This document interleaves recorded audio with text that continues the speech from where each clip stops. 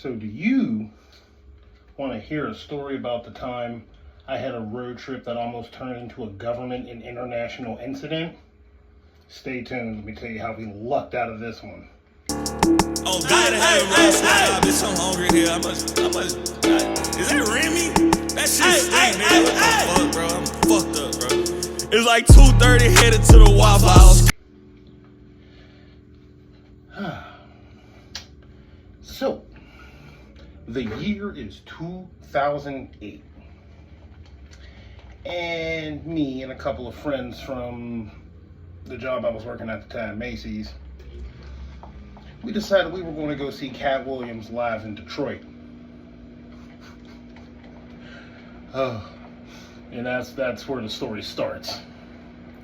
So we wanted to go see Cat Williams versus Steve Harvey live in Detroit. We wanted to get front row tickets the whole time. This is like the height of Cat Williams in the 2000s. He was getting a lot of popularity and playtime. So we started getting our hands on the tickets. We tried to get front row, but we couldn't get first row seats. Like the first 3 rows were reserved. That's how the story starts. So we get our 4th row tickets. We gather up everything we wanted to gather, and the 4 of us, whose names I'm going to change to protect privacy. So me, Bill, Misty, and Carrie, we get our weed, we get our our clothes and everything, and we get our asses on the road.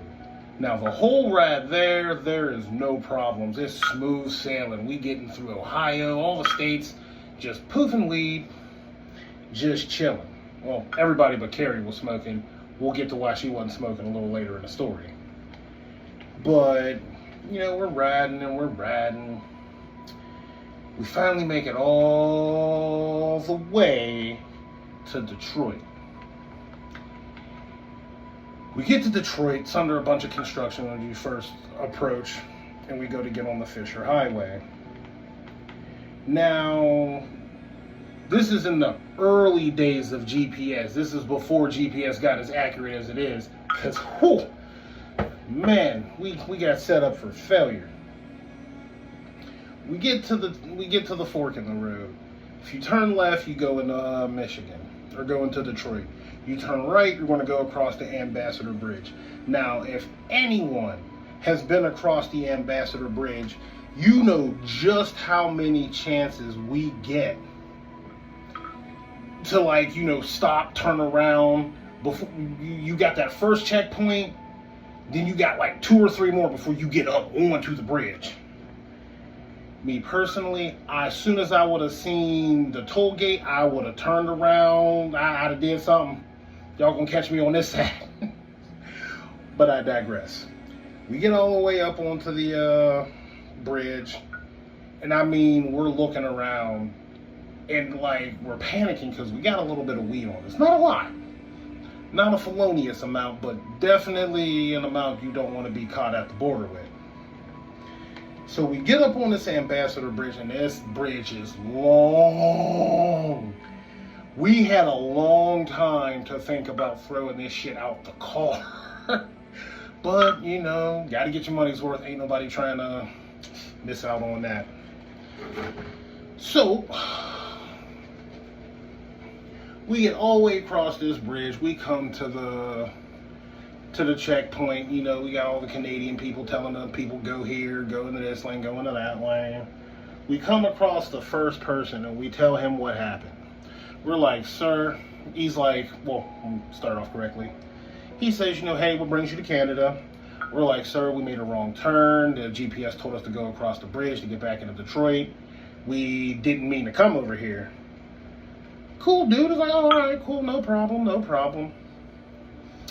Go to the lane on the far left. It's moving the fastest. They should be able to get you in, out, and back onto the bridge. We're like, cool. So we get up to the window. We pull into the left lane. This was different than anything I've ever experienced in my life, and this was back in 2008.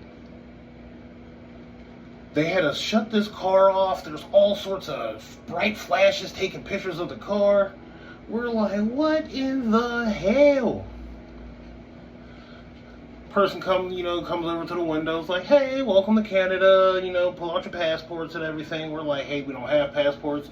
We didn't mean to come here. We accidentally took a wrong turn. We're just trying to, get back into the United States.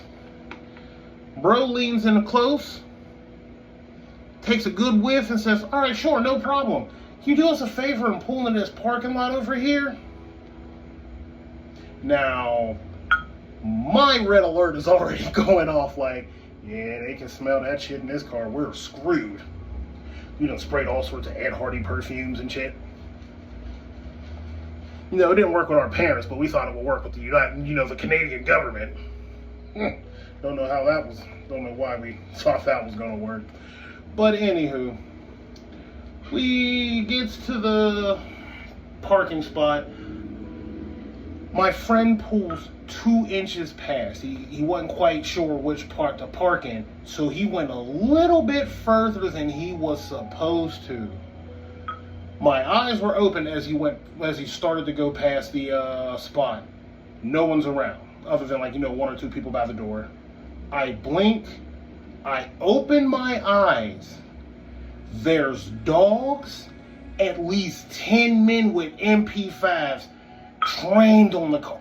They were ready to light us up. My homie threw the car and parked and put his hands up and said, I ain't moving this car not an inch further. Y'all got guns. Y'all ain't about to say shit. So they pull us all out the car, they ask stereotypical questions. What are you doing in Canada? Blah, blah, blah, blah. Where's your passports? We tell them the same thing we told the first 2 people. Hey, we ain't even mean to come here. It was an accident. We ain't got no passports. We just trying to get back to the States. So, they searching the car and all that, because obviously the dude at the window was like, hey, I can smell weed in the car. Y'all we gonna need to check them. So they go through the car. They only found a little roach and a bull. They're like, we ain't too concerned about a roach and a bull. But if you got any weed, you should tell us now. Like a bunch of dumbass, 19-year-olds and 20-year-olds. No, we don't have anything. We don't have anything. We don't have anything. So this Canadian Border Patrol agent, nice guy actually. He was the one who ends up searching us later, but I digress. To the point at hand, he goes over to Misty's purse and he asks hey, can I check your purse? She's like, yeah, sure, go ahead. Now, keep in mind, my man's doesn't open her purse. He doesn't dump her purse out. He didn't even have to unzip her purse. I'll give you a visual representation. Gotta be in the bag first. So, imagine this is the purse. I'm making eye contact with the officer.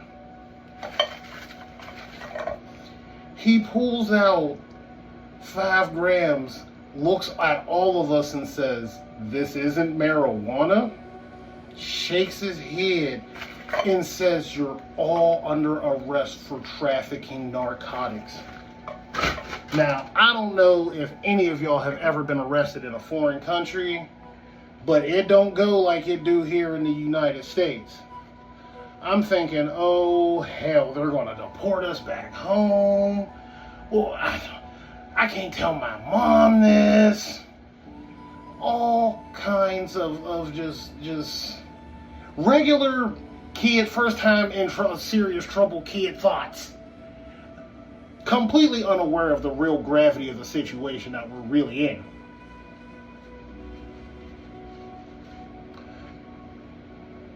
So, slap the cuffs on us, take us inside, hauling us through this giant lobby. Which, by the way, I don't know what it is about them cuffing you in the front, but somehow it's more uncomfortable than if you've been cuffed in the back. Pause. So, anywho, We get back to the holding area. We're talking with the Border Patrol agents and everything. They're asking us questions, you know, like, hey, where'd you get it from? And it's not like, you know, we're being pulled over by our local police departments and shit like that. So we're like, look, man, we picked this up from an Eaton Park in McKees Rocks. They're like, where the fuck is McKees Rocks? We're like, from back home in Pittsburgh. They're like, y'all came from Pittsburgh to Canada? Was y'all coming to see Jay Leno? We're like, we didn't know Jay Leno was playing in Canada tonight. It's not why we came here. He's like, well, why'd y'all come here? We're like, we were trying to go to Detroit so we could see Cat Williams versus Steve Harvey, which the Border Patrol agents never heard of Cat Williams or Steve Harvey. How about that? So, we're talking, and I'm guessing they must have liked us for one reason or another, or could tell that we weren't about the trafficking life. Because the main officer that pulled weed out the bag, he comes over and he's like, well, y'all seem like good kids. We gonna cut y'all a break. If you have less than 28 grams, we'll let you go. For those of you that don't know, 28 grams is a zip. Or an ounce. So, we happily give over the little bit of extra shit we had. We give that up. They talk to us a little bit. But oh, I forgot a really key important ingredient in this story. So my friend Bill, as he's sitting there, has to blow his nose, and he's cuffed. And he's like, hey, I gotta blow my nose. And the officers are like, well, we're not gonna blow it for you. He's like, well, I need a tissue, something. Sure enough, they walk over to my man, take the cuffs off, and let him blow his nose. And this is like when we first get back there. Let him blow his nose and everything. My man just looks at him and says, are y'all gonna put the cuffs back on? Y'all, what are we doing here? They look at him and they say, we don't feel like putting the cuffs back on, so here's what we want you to do. Sit with your palms facing up the whole time. We're back there for 2 hours. My bro was really sitting there like this the whole time. The entire time. Which is crazy, because I mean, like, first of all, me and Bill are bigger dude. Well, he was a bigger dude. He lost a lot of weight. Proud of you on that one, big homie. Proud of you. You lost a lot of weight. But I guess they knew his ass ain't running nowhere, and neither are the rest of them. So they let us know that basically because we have less than 28 grams, this is our one get out of jail free card. They're going to let us go, but they got to search us first. So, you know, at this point, we cool. Now we joking with the cards. We got them laughing and shit. They arresting other people and shit. They coming back to like, hey, yo, y'all got to stop laughing so hard. People won't stop taking it seriously. So, you know, we shut our mouths. This is where I learned to count my blessings. They arrested a group of 17 and 18-year-olds right after us, maybe about an hour later. They had 29 grams of marijuana. One more than the magic number. Needless to say, we watched them get booked. It was not a happy moment for them, but it easily could have been us, so thankful stars. So, anywho, back to they have to search us. So they split us into 2 groups. Me and Bill, because we're dudes. Carrie and Misty, because they're ladies. Now, they take Carrie and Bill first. So, I'm like, alright.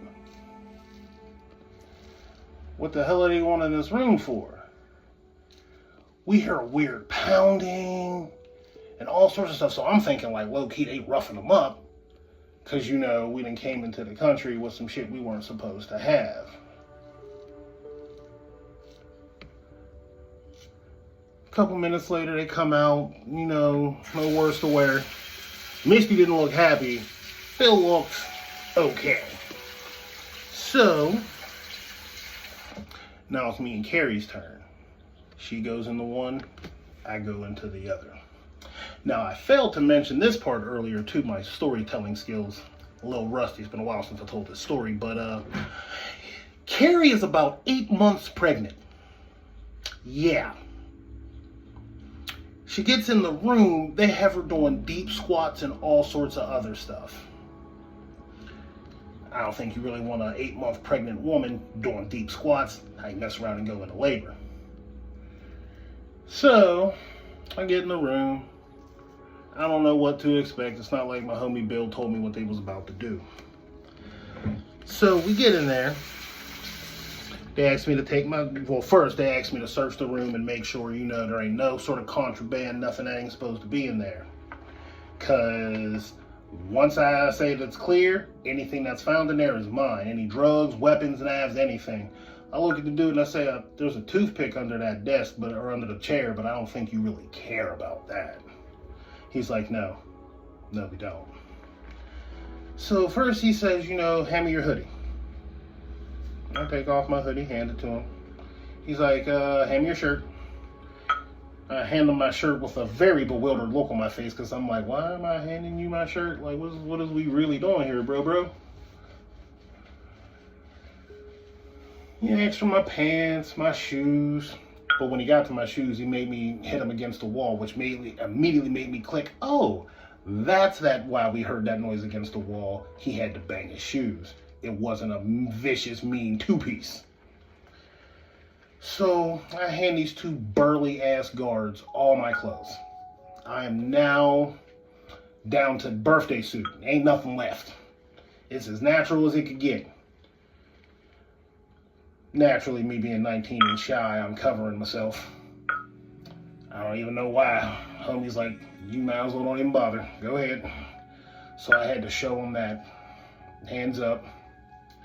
Then they tell me to turn around. Now I'm getting nervous. And I'm like, oh God. So I turn around. Man, when bro says spread them cheeks, I'm like, you know what? You just gonna have to deal with it, because you trying to get back to the States.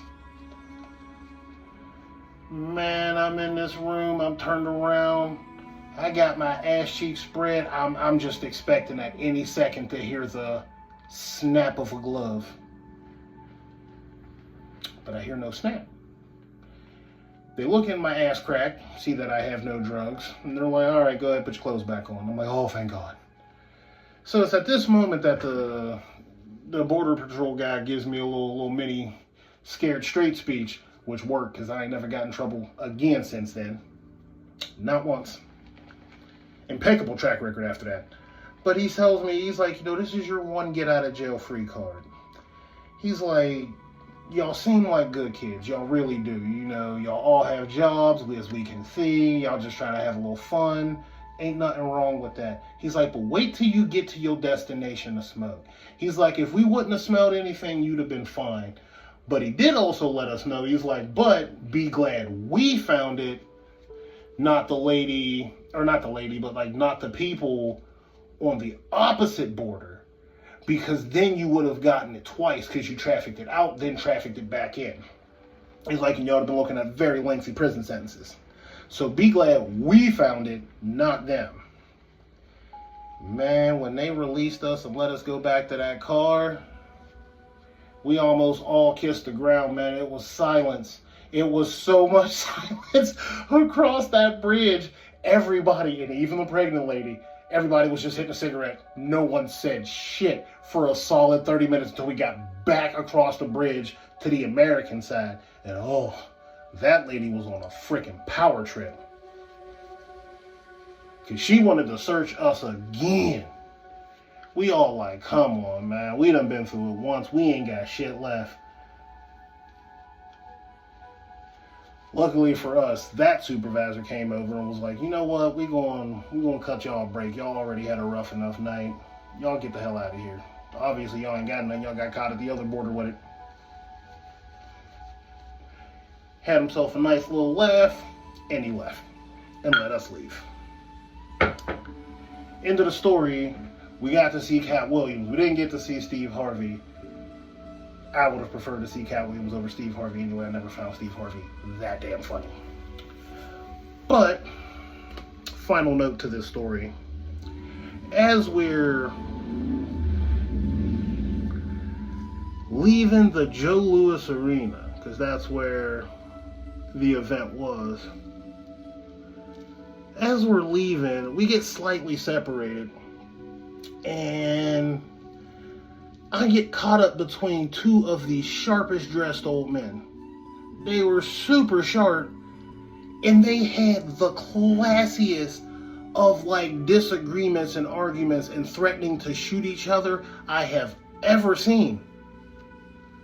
Cause I'm steady watching these two dudes, like, they're not yelling, they're not screaming, no one's reaching in their jackets yet, but I can tell the conversation isn't friendly. And I'm right in between them, like, please, dear God, don't let these guys pull out no guns. No guns at all. But luckily, they came to their senses and realized it wasn't worth shooting each other in front of all these people with witnesses, and we all got up out of there safely. Promptly the next morning, we returned back to Pittsburgh, safe and sound and moderately unscathed. But P.S. sad note, as soon as they let us, we got back into America and got off that bridge, I called two people immediately. My best friend, young Mike, and told him what happened, to which he laughed. He laughed immediately. Like, Rome, you idiot. You just idiot. The second person I called at that point in time was my girlfriend, and I proposed to her. And here we are 17 years later. We've been married for 5 years, so there's that. Moral of the story and takeaway is, do not, under any circumstances, take drugs into another country unless that's what you do for a living. Don't do it. Not worth it. It's not worth it at all. And if you do go into Canada, tuck it deep in your asshole. They ain't searching in there. But this is Slim Slow 724 from the Moose Side Society, telling y'all the Canada story. Figure since I got 50 subscribers, I'll go ahead and tell my favorite story to tell. I have shut down bars with that story. But I hope you enjoyed. If you enjoyed it, give a like, leave a comment, share it with somebody who needs to laugh. Because looking back on it, I can damn sure laugh. In the moment, oh dear God, I couldn't laugh then. I was scared the motherfucker. But when you're young, you think you're invincible.